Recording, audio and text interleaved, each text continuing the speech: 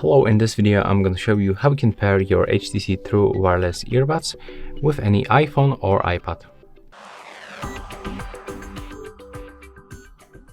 Okay, so first of all, before the pairing you have to remember to charge your earbuds for like 10 minutes with this USB-C port and also disconnect them from any previously connected devices. When you do this, just open the charging case, remove the left and the right earbud, and as you can see right here and right here we can find small indicators, and right now the left one is blinking quickly, as you can see, so it means that we successfully moved them to the pairing mode. Actually, they automatically moved to the pairing mode when you did all of the previous steps. So right now you have to just open the settings on your iOS device. Then you have to go for the Bluetooth and of course turn it on with this switcher.